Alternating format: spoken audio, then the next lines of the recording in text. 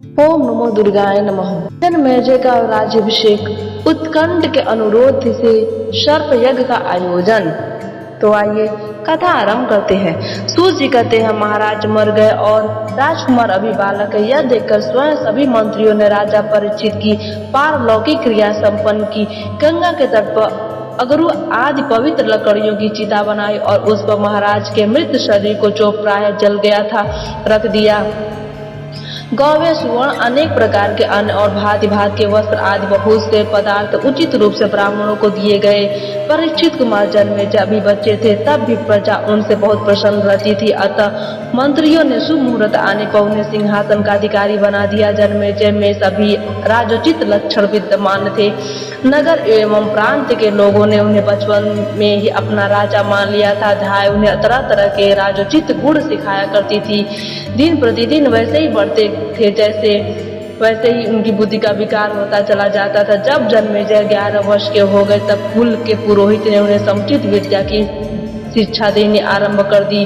पुरोहित के बताने के अनुसार सभी बातें जन्मेजय सीख लेते थे। फिर जिस प्रकार द्रोणाचार्य ने अर्जुन को तथा परशुराम जी ने कर्ण को पढ़ाया था, वैसे ही कृपाचार्य ने जन्मेजय को संपूर्ण धनुर्विद्या सिखला दिया।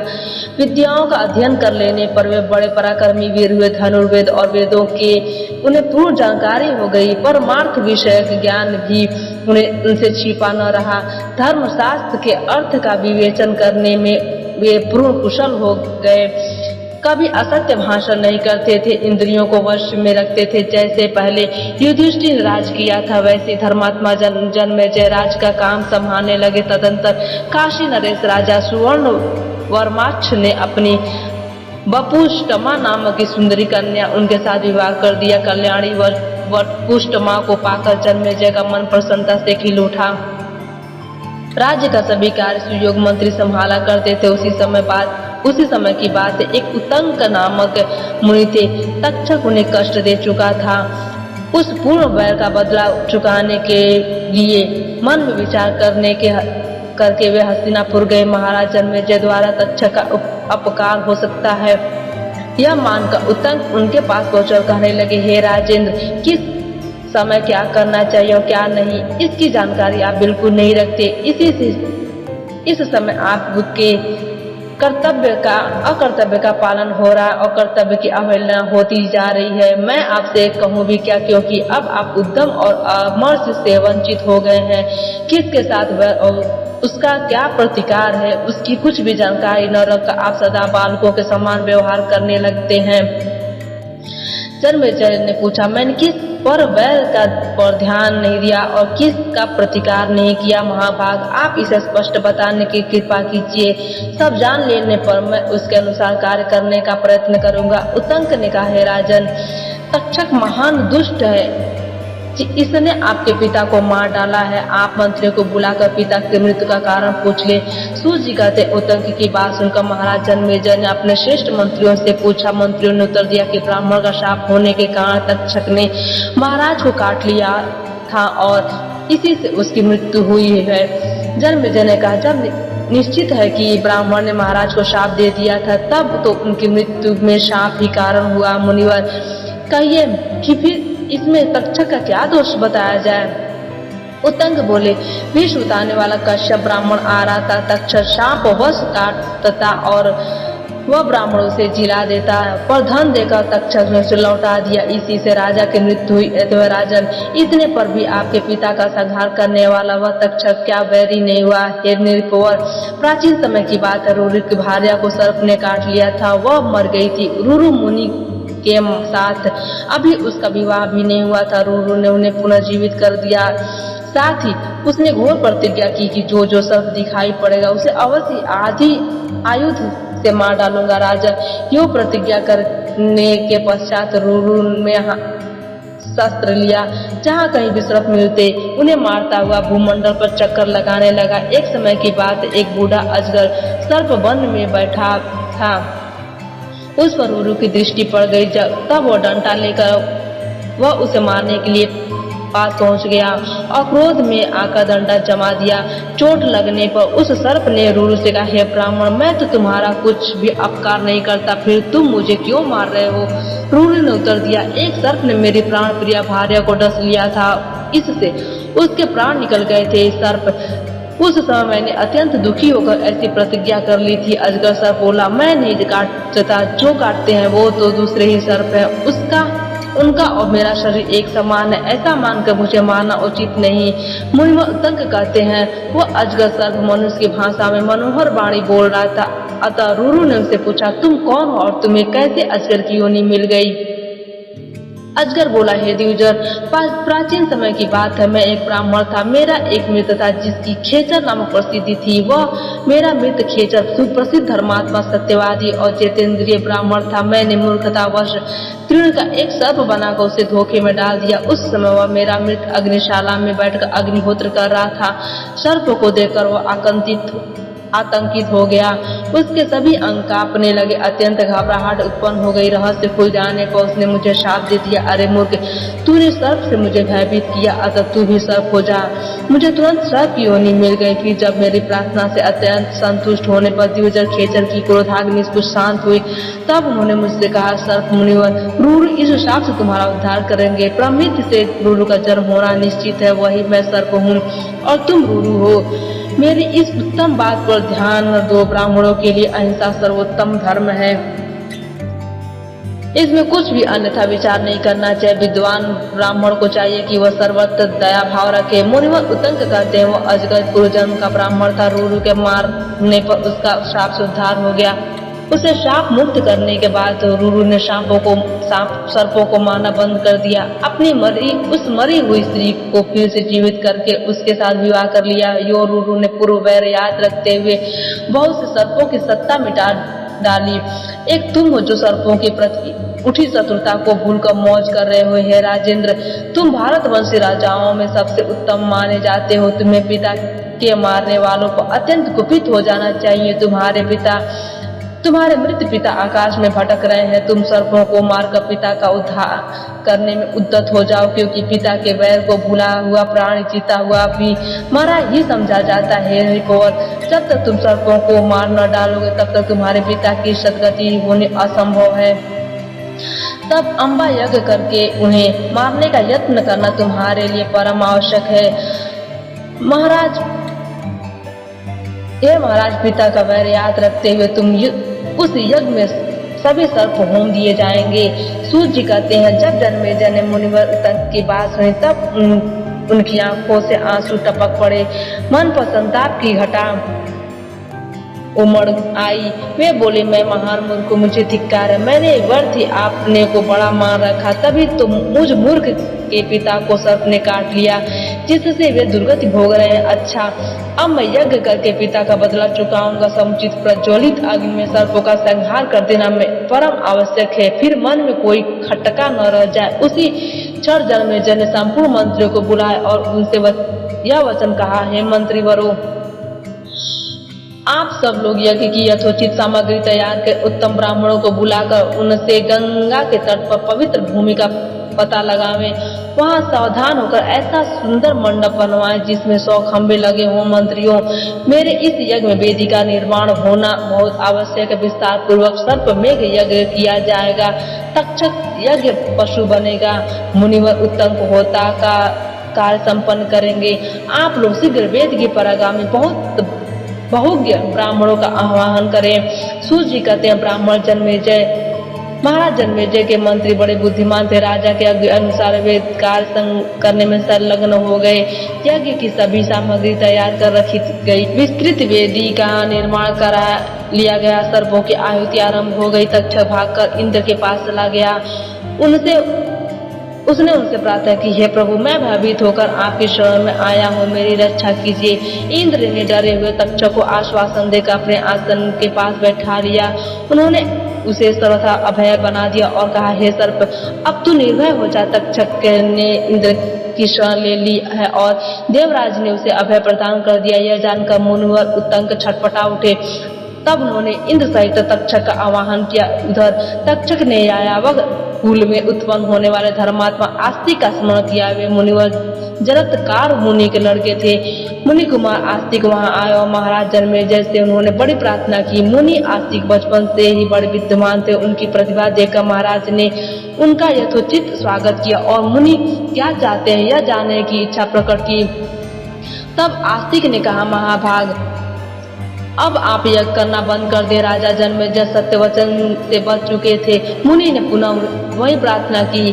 फिर तो मुनि के कथनानुसार राजा को सर्पों की आहुति समाप्त कर देनी पड़ी। तदंतर वैश्यापन जी विस्तार पूर्वक राजा को महाभारत की कथा सुनाने लगे। संपूर्ण कथा सुन लेने पर भी महाराज जन्मेजय के मन को समुचित शांति न मिली। तब उन्होंने व्यास जी से पूछा, मेरे चित्त के शांत होने का क्या उपाय है? मेरे अंतःकरण में सदा आग ही लगी रहती है। हे मुनिवर, बताइए मैं क्या करूं? मेरे भाग्य बड़ा ही खोटा है। तभी तो मेरे पिता जो अर्जुन के पौत्र थे दुर्मरण के चक्कर में पड़ गए। महाभाग व्यास जी, सम्रांगण में शरीर त्याग देना क्षत्रियों के लिए उत्तम मृत्यु मानी जाती। घर पर हो अथवा युद्ध भूमि में, किंतु विधि पूर्वक मरण होना समुचित है। मेरे पिताजी ऐसे मृत्यु से वंचित रहे। ऊपर अंतरिक्ष में ही विवश होकर उन्हें शरीर छोड़ना पड़ा। अतः सत्यवती नंदन व्यास जी, अब आप शांति का कोई ऐसा उपाय बताने की कृपा कीजिए जिससे दूर मरण से प्राण त्यागे हुए मेरे पिताजी शीघ्र ही स्वर्ग के अधिकारी बन जाएं। सूत जी कहते, राजा जन्मेजय की उपयुक्त बातें सुनकर सत्यवती नंदन व्यास जी उस सभा में ही उनसे कहने लगे। व्यास जी बोले, हे राजन, मैं अत्यंत अद्भुत एवं परम गोपनीय पुराण तुमसे कहूंगा। इस पावन पुराण का नाम श्रीमद् देवी भागवत है। इसमें अनेकों इतिहास अद्भुत है। मैंने बहुत पहले अपने पुत्र सुखदेव को यह पुराण पढ़ाया था। राजन, अब इसे तुम्हें सुना रहा हूँ। यह मेरी बात परम गोपनीय सर्वत्र प्रकट नहीं करनी चाहिए। इस पुराण के श्रवण से धर्म, अर्थ, काम, मोक्ष सभी सुलभ हो जाते हैं। कल्याणकारी एवं अच्छे सुख देने वाले इस पुराण में संपूर्ण वेदों का सार भाग रख दिया गया है। हे जन्मेजय पूछा, प्रभु, यह आस्तिक किसका पुत्र और क्यों विघ्न डालने के लिए आ गया था? सर्पों की रक्षा करने से उसका कौन सा प्रयोजन सिद्ध हो रहा था जिससे उसने ऐसी चेष्टा की है? महाभाग, आप उत्तम व्रत का पालन करने वाले हैं। ये सभी बातें स्पष्ट रूप से कहने की कृपा कीजिए। साथ ही संपूर्ण पुराण भी विशद रूप से सुना दीजिए। व्यास जी कहते रहे, एक जरत्कारु नामक मुनि थे। उनका स्वभाव बड़ा ही सौम्य था। उन्होंने गृहस्थ आश्रम की व्यवस्था नहीं की थी। मन में विचर रहे थे। देखा उनके पूर्वज एक गड्ढे में लटके हुए थे। तब उन पितरों ने जरत्कारु से कहा, पुत्र, तुम विवाह कर लो जिससे हम परम तृप्त हो सके। यह निश्चय है कि तुम सदाचारी पुत्र के प्रभाव से हम दुखों से मुक्त होकर स्वर्ग के अधिकारी बन जाएंगे। उस उत्तम जरत्कारु ने पितरों से कहा, पूर्वजों, यदि सम्मान नाम वाली तथा निरंतर अधीनता स्वीकार करने वाली कोई कन्या बिना मांगे मुझे मिल जाए तो मैं गृहस्थ बनाने को तैयार हूँ। मेरी बात बिल्कुल सत्य है। इस प्रकार पितरों से कहकर वे ब्राह्मण जरत्कारु तीर्थों में घूमने चले गए। उसी समय सर्पों की माता ने पुत्रों को शाप दे दिया कि तुम आग में गिर जाओ। वह प्रसंग इस प्रकार है कि कश्यप मुनि की दो भार्याएं थी, कद्रु और विनता। भगवान सूर्य के रथ में जुते घोड़ों को देखकर वे आपस में विषाद करने लगी। उसमें घोड़े को देखकर कद्रु ने विनता से पूछा, कल्याणी, यह अश्व किस रंग का है? सच्ची बात कहो, विलंब नहीं होना चाहिए। विनता बोली, हे भद्रे, यह उत्तम अश्व निश्चय सफेद रंग का है। तुम इसे क्या मानती हो? कहो, तुम्हारी समझ में यह किस रंग का है? फिर हम वह बाजी लगाएंगे। यदि मेरी हार होगी तो मैं तुम्हारी दासी बन जाऊंगी और तुम हार जाओगी तो तुम्हें मेरी दासता स्वीकार करनी होगी। कद्रु ने कहा, हे सुमुखी, मेरी समझ से तो यह अश्व काले रंग का है। बात ठीक है, अतः तुम दिव्य दासी बनने के लिए मेरे पास आ जाओ। सूची कहते, उस समय कद्रु के पास बहुत से छोटे छोटे काले सर्प थे।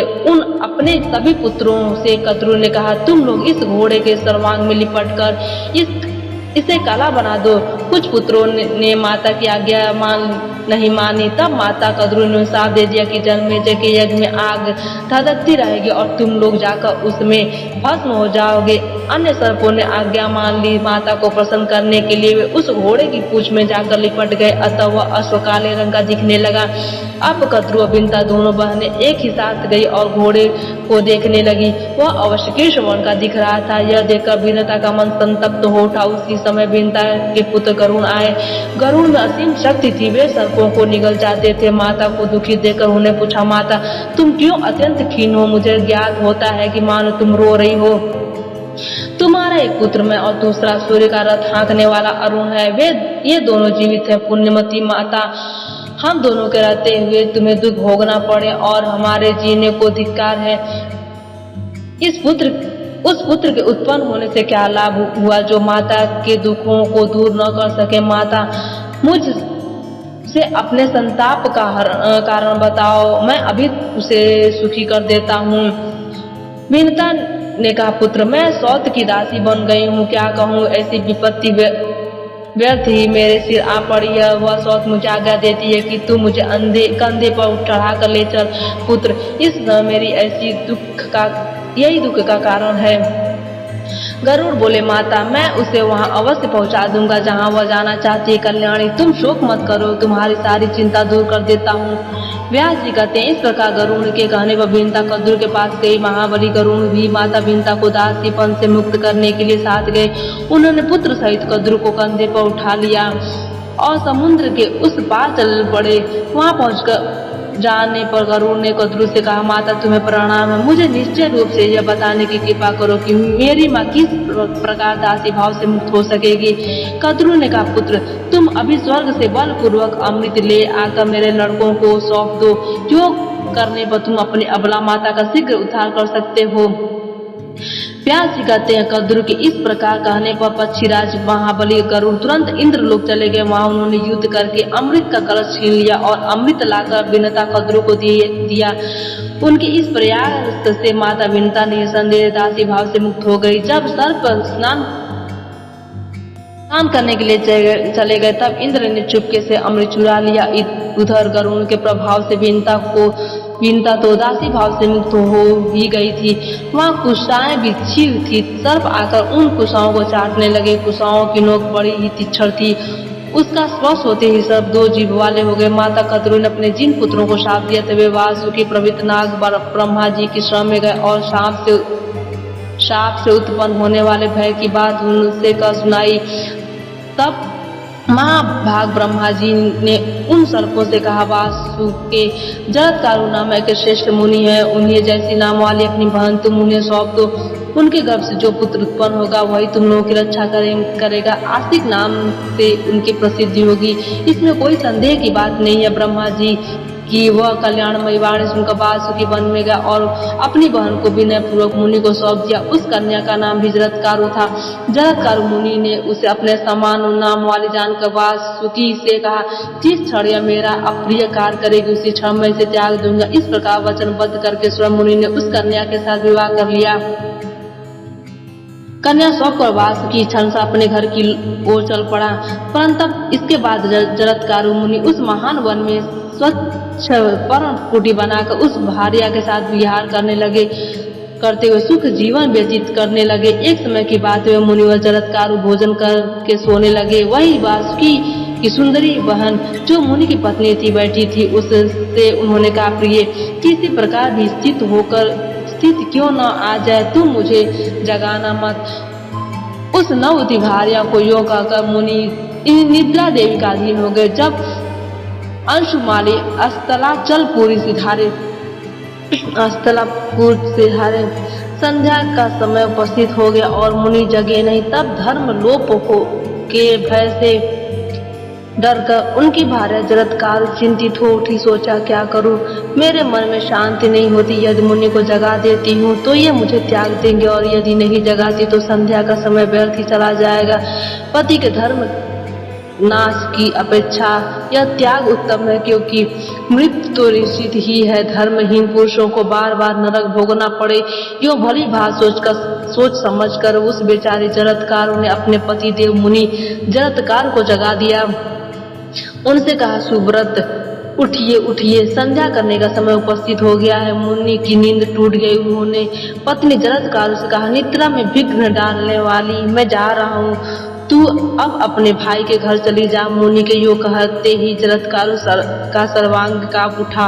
वह उनसे कहने लगी, अमित तेजस्वी प्रभु, मेरे भाई ने जिस काम के लिए मुझे आपकी सेवा में सौंपा है वह कैसे पूर्ण होगा?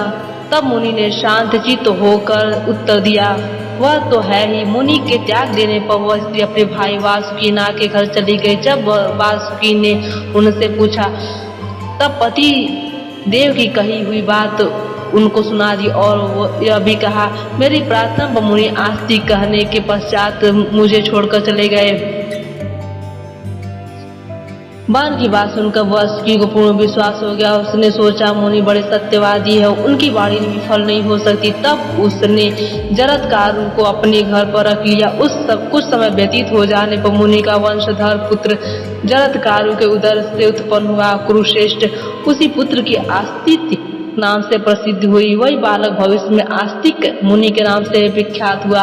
राजेंद्र, माता के कुल की रक्षा करने के लिए उसने तुम्हारे यज्ञ में आकर तक्षक को बचा लिया। महाराज, यही यायावर का कुल दीपक आस्तिक है। वासुकी नाग की बहन जरत्कार इसकी जननी थी। इस मुनि का काम सराहनीय था, तुमने भी इसे मान्यता दी थी। महाबाहो, तुम्हारा कल्याण हो। राजन, अब तुम भक्ति पूर्वक भगवती जगदम्बिका का एक बहुत विशाल मंदिर बनवाओ, जिसके पुण्य से तुम्हें संपूर्ण सिद्ध प्राप्त हो सकेगी। उत्तम भक्ति से आराधना करने पर भगवती जगदम्बिका का सदा समस्त अभिलाषाएं पूर्ण कर देती है। कुल का अभ्युदय करने के साथ ही राज्य को भी कभी विचलित नहीं होने देती है। राजेंद्र, तुम नवरात्र व्रत करके श्रीमद्देवी भागवत नामक पुराण का श्रवण करो, मैं तुम्हें उसे सुना दूंगा। यह अलौकिक कथा परम पवित्र, संसार से उद्धार करने वाली तथा अनेक रसों से परिपूर्ण है। राजेंद्र, जिनके प्रेम पूर्वक अनेक रसों से परिपूर्ण है। राजेंद्र, जिनके प्रेम परिपूर्ण चिंतन में भगवती सदा विराजमान रहती है, उस विचार कुशल पुरुषों को धन्य है, वे ही भगवान